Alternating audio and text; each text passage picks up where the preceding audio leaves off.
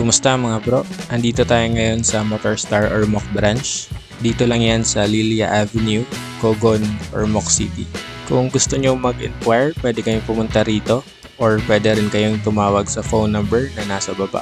Pwede rin kayong mag-message sa Facebook page nila. Search nyo lang Motorstar Ormoc. Ngayong araw ay i-review natin ang Cafe Racer ni Motorstar.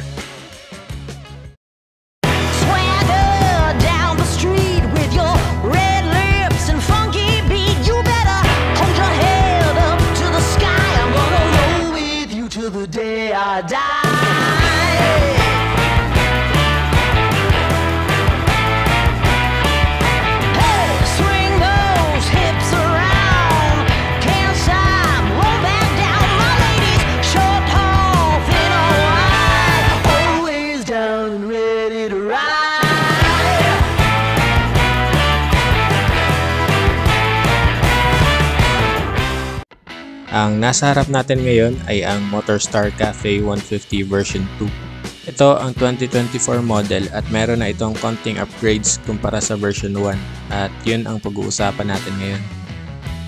Magsimula tayo dito sa headlight. Dati sa version 1 ay naka-halogen pa ang headlight nito. Pero ngayon ay naka-LED na siya at meron pang DRL. Yung ganitong design yung madalas nakikita natin na aftermarket. Pero ngayon stock na siya sa Cafe 150. So hindi mo na kailangan gumastos para sa mas magandang headlight.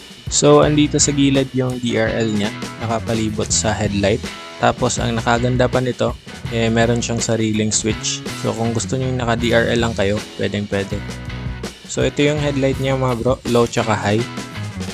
Tapos meron siyang cover dito na glossy black. Pati yung lens niya sobrang kintab. Tapos yung lens naman niya plastic lang pero makapal naman. Pwede nyo rin naman itong lagyan ng headlight cover para mas classic din siya tignan. Ito naman yung signal light niya, naka bullet design. Tapos orange yung kulay ng lens. Sobrang sarap niya hawakan mga bro. Napaka smooth ng pagkakapintura niya. Tapos naka bulb type pa pala to katulad din ng nasa likod. Ito naman yung side view ng tangke ni Motorstar Cafe 150. Matte green pala yung kulay nito mga bro. Itong nakikita nyo, pandikit yan ng scotch tape. Naka-scotch tape kasi ito kanina. So natatanggal naman yan. Napupunasan naman yan. Ito naman yung decals niya mga bro. Combination siya ng black at silver. Tapos ito naman yung logo ng Motorstar. So ito yung close-up ng pintura niya mga bro. So far isa ito sa mga may pinakamagandang stock na pintura na nakita ko. Sobrang kinis niya. So ito naman yung tangke niya mga bro. 15 liters yung capacity nito. Di ko lang nakuha yung fuel consumption niya.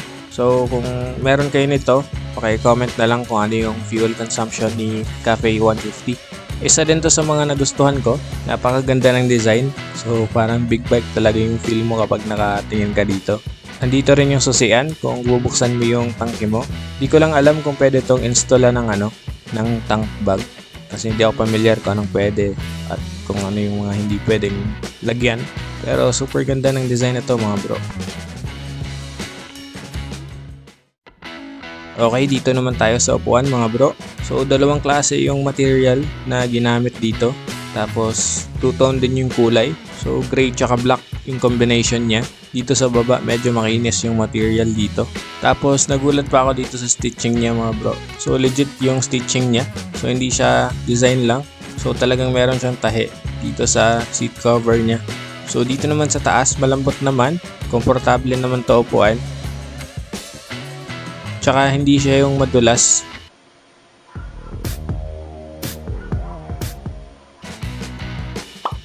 Tsaka hindi siya yung madulas na seat cover. Yung pag nagbe-brake ka or pag nagme-minor ka or kapag nag-engine brake yung motor mo ay talagang masusubsob ka sa tangke. Or kapag ikaw yung angkas ay masusubsob ka talaga sa nagda-drive. Dito sa likod wala masyadong nakalagay. Dito lang yung maliit na taillight niya. Hindi ko lang gets kung ba't nasa taas yung reflector niya pero okay lang naman. Tapos dito meron siyang goma. Ito yung patungan ng plate number para hindi siya maalog-alog. Tapos yung fender naman niya dito sa likod medyo maikse. So medyo pronto sa talsik kapag naulan. Yung signal light niya dito sa likod, same lang din sa harapan. Maganda lang dito kasi medyo malambot siya. So hindi siya madaling mabali kapag nasagi ng paa o ng binti mo or ng angkas mo. So hanggang dito sa likod, matte green pa rin yung kulay niya. So wala siyang grab bar. And then dito sa baba, di ko alam kung para saan tong mga butas na to. Pero siguro para to sa saddlebag. Kung gusto mong maglagay ng bracket para sa saddlebag, siguro para dito yan.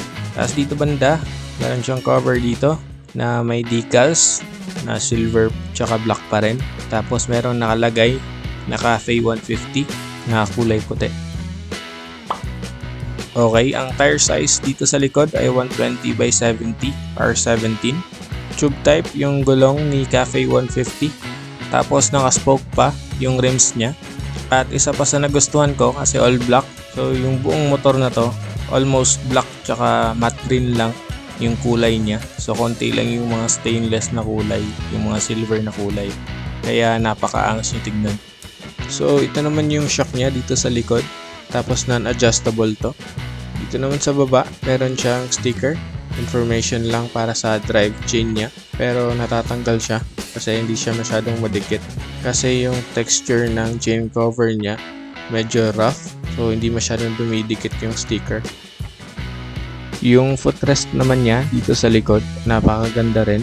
Hindi siya matigas, hindi rin siya malambot. Napaka-premium ng feel niya, kaya ang sarap i-taas baba. At nagustuhan ko rin yung design niya. So dito sa ilalim, ito yung bakal na part. Silver yung kulay niya na may pagka-gray. Tapos dito lang sa bandang taas yung rubber. So ngayon lang ako nakakita ng ganitong design na footrest. Yung side stand naman ni Cafe 150, medyo may katigasan siya kapag kinakamay mo lang. Pero kapag paa naman, dali lang naman siyang ibaba tsaka itaas. Tapos ito naman yung center stand niya. Ito naman yung foot peg ni Cafe 150. Sobrang solid niya talaga hawakan. At sobrang ganda kasi natutupi siya. So pwede mo siyang iangat kung di mo ginagamit yung motor or kapag nakaparada lang. So same lang siya dito sa likod. Pero mas malaki nga lang kung dito sa harap. Tapos flat yung ilalim niya. Tapos mas makapal. Ito naman yung 5-speed na cambio ni Cafe 150. Naka single shifter na siya. Ganito lang ito ngayon kasi hindi pa nakakabit yung cable niya. Tapos dito naman sa taas, ito yung makina niya. Air cooled pala to. And then napakaganda. All black din yung finish niya or yung pintura niya.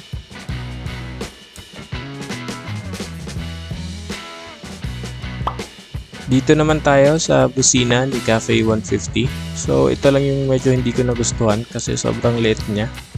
So mas mahaba pa yung daliri ko. Pero okay lang naman kasi pwede nyo namang palitan to kung gusto nyo mag snail horn. Pero kung ako, mas pipiliin ko yung Bosch FC2. So yun yung gamit ko dati pa. So may vlog pala ako dun sa busina na yun. Check nyo na lang. So mas pinili ko yun kaysa snail horn kasi wala siyang huli. Dito naman sa inner tube niya, meron na siyang fork boots or yung tinatawag na rubber boots. So di mo na kailangan bumili. Meron na rin siyang naka-install na reflector. Magkabilaan to. Tapos dito sa gitna, merong emblem ng Motorstar. Yan, super kintab. Black tsaka silver din yung combination. Ito naman yung brake cable niya. So papunta yan dito sa baba. Naka single piston caliper si Cafe 150. At ito naman yung outer tube ng front shocks niya. Kulay itim. Yung disc brake naman niya, wavy na yung design niya. So hindi siya yung typical na bilog lang na nakikita natin sa mga motor ngayon. Tire size niya dito sa harap, 90 by 70 R17. Tapos yung design ng rims niya, katulad lang din ng nasa likod, mas maliit lang tong dito sa harap. Yung front fender naman niya, matte green din. So hindi ito siya plastic, bakal siya. So napaka-solid nito. Nakakabit siya dito sa outer tube. Maganda din to kasi hindi mo na kailangan ng fender extension kasi mahaba siya. So iwas talsek dun sa makina niya. Dito sa kabila, yung odometer cable lang yung makikita mo. Tapos kakaiba yung design ng cable na to kasi para siyang spring yung cover niya. Madalas kasi ganito yung plain lang na goma yung makikita mo sa iba. Balik tayo dito sa likod pero sa kabilang side naman, ito yung shocks niya. Tapos yung footrest. Tapos ito yung gusto ko, yung tambucho. Naka bullet type na siya. And then naka matte black na yung finish niya or yung pintura niya. Sa version 1 kasi, kung hindi ako nagkakamali, stainless yung kulay nun. Ito naman yung brake niya sa likod, naka-drum brake pa. Ayan, super kintab pa. Okay, dito naman tayo sa brake pedal niya. Malambot lang naman at sobrang lapad niya. Halos kasing haba niya yung foot peg. Yung foot peg pala, same lang din sa kabila, naaangat din. Dito naman sa part na to, covered pa siya ng plastic. Tapos meron nakalagay na Motorstar na logo. Naka-engrave yan, tapos silver yung kulay. Ito naman yung kickstart niya. Angat mo lang yung foot peg para magamit ko to. Ayan mga bro, ganyan yung itsura niya. Sobrang angas talaga tignan ng pagka-all black niya. So ayan yung side view ni Motorstar Cafe 150 mga bro. Ganyan siya tignan kapag naka-side stand. Ayan, napakaganda niya talaga. Sobrang bagay sa kanya yung matte green tsaka yung black na combination. And bumagay din yung decals niya. So kung titignan mo siya, hindi mo talaga aakalain. Sobrang mura niya lang kung ikukumpara mo siya sa presyo ng ibang motor. Ito naman yung isang kulay niya, yung matte black. Nakasakay tayo ngayon kay Cafe 150. So naka-center stand siya and 5'6" yung height ko. Medyo nakatingkayad ako pero okay lang naman kasi center stand naman to. So komportable naman. So ganito tignan kapag nakapatong na yung dalawang paa mo sa foot pegs. Okay naman pero parang may tumatama dito. So sa tingin ko ito yung tumatama, yung dulo ng upuan. Medyo masakit kasi siya kapag iniipit mo yung legs mo sa tangke. Pero goods naman, sanayan lang siguro to. So ayan, hindi na siya naka-center stand mga bro. And ulit, 5'6" yung height ko. Tapos lapat na lapat yung mga paa ko. So hindi ka mahihirapan, lalo na kung beginner rider ka pa lang. Pag-usapan naman natin kung anong meron dito sa manibela niya. So dito sa kaliwa, so ito yung clutch lever, sobrang lambot lang. Tapos dito sa hand grip niya, okay lang naman, pero kung ako, papalitan ko to kasi medyo madulas to kapag basa.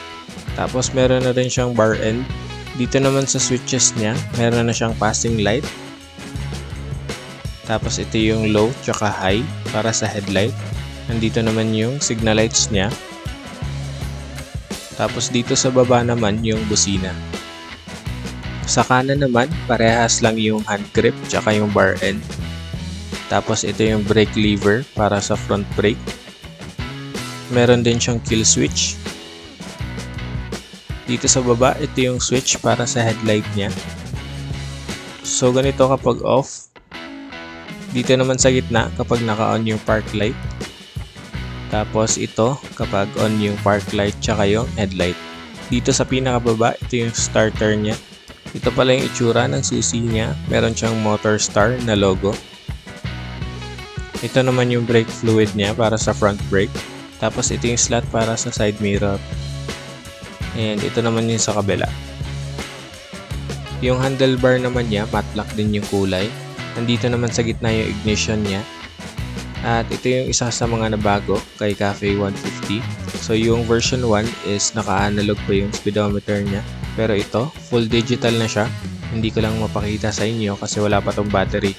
So hindi ko siya pwedeng paandarin. Pero sa mga nakita ko sa mga videos nito, yung backlight ng panel gauge niya is blue. So tapos na nating ikutan si Motorstar Cafe 150. So ngayon, pag-usapan naman natin yung price niya. Si Cafe 150 ay nagkakahalaga ng 58,000. Kung gusto niyo naman ng installment, ang minimum down payment ay 5,000. Tapos ang monthly niyo naman sa 3 years or 36 months ay 2,740. So at 24 months naman or 2 years ay 3,490.